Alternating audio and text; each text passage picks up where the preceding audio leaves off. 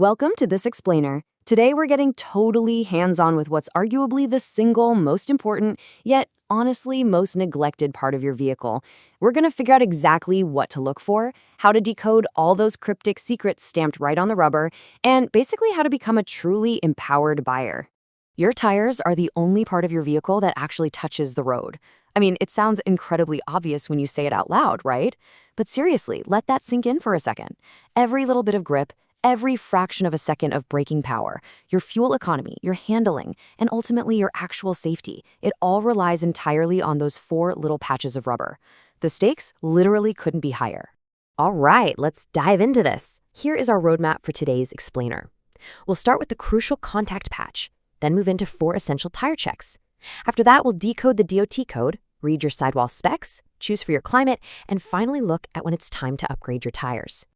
So, Section 1, the crucial contact patch. Moving on to Section 2, 4 essential tire checks.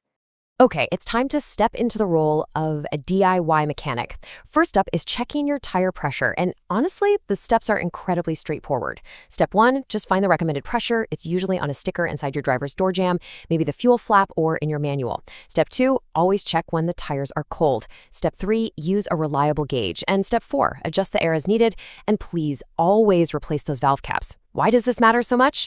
Well, underinflated tires generate dangerous amounts of heat and just waste your fuel. Overinflated ones, they make your car totally unstable. You really want to make these 4 steps a monthly habit.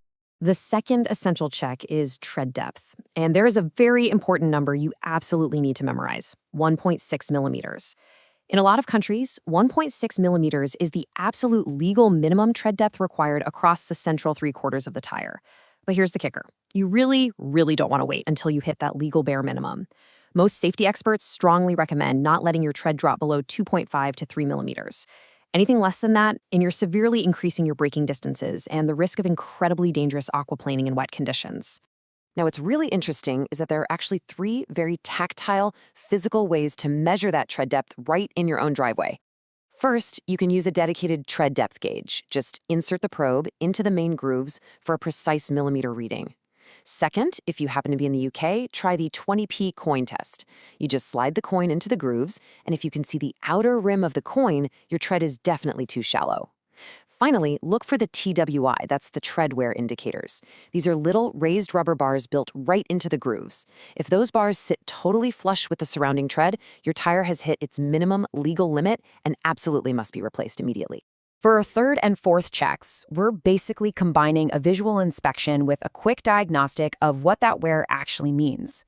So once a month, check for obvious things like cuts or nails, but also look really closely at the wear pattern itself. If both shoulders are worn down, you're dealing with underinflation. You need to add more air. If the center ribs are worn, that's overinflation, so let some air out.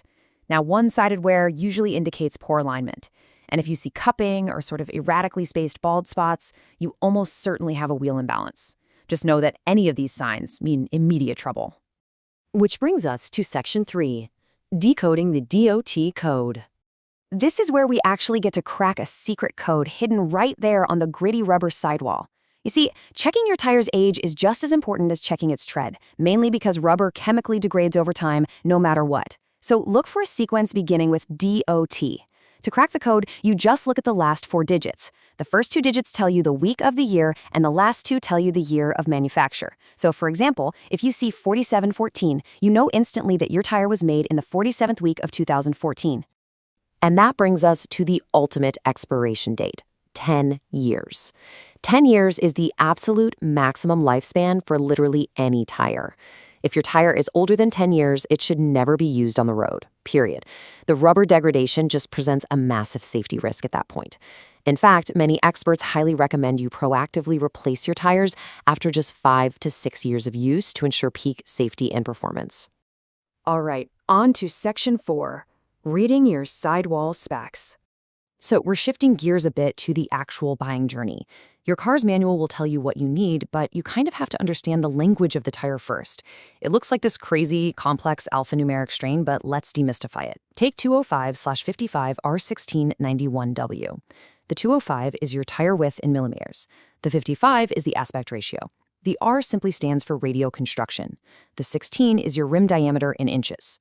Then we have the 91, which is the load index, basically a code for the maximum weight capacity. And finally, the W is your speed rating. So you see, once you break it down, it's actually incredibly logical. But please, pay very close attention to this next part.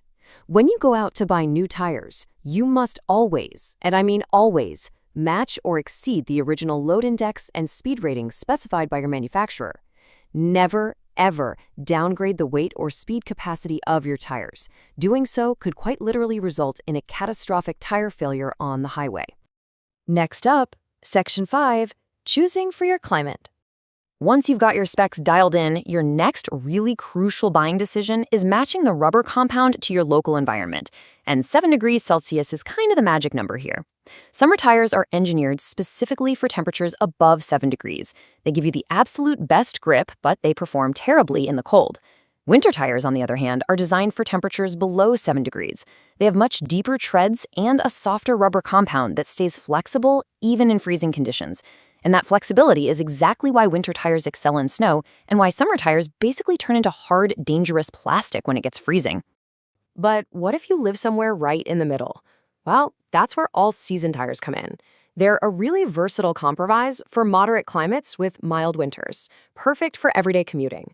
If you do go this route, though, look closely for the 3P MSF symbol on the side. That stands for 3-Peak Mountain Snowflake. That specific little marking ensures the tire actually meets standardized winter performance requirements. Finally, we reach Section 6, time to upgrade your tires. So when finalizing your decision, you'll want to consider your personal driving style and definitely look at the EU tire label rating for fuel efficiency. But before you pull the trigger, let's address a really frequently asked question that almost every buyer wrestles with right at the checkout counter. Can I mix different tire brands on my car? The definitive answer here is no. It is highly, highly recommended to fit the exact same type and size on all 4 wheels. Doing this ensures proper balance, predictable handling, and just optimal safety overall. Mixing up tread patterns or rubber compounds can actually make your vehicle quite unstable, especially in bad weather. At an absolute bare minimum, tires on the exact same axle have to match. Uniformity is absolutely critical. And there you have it. You are now an empowered, highly informed driver, totally ready to decode those sidewalls and safely maintain the only connection between your car and the road. For more and purchase, visit our website, Fair Solution. But before you head out on your next drive, I want to leave you with this. When was the last time you really looked closely at your tread? And what exactly are your tires trying to tell you right now?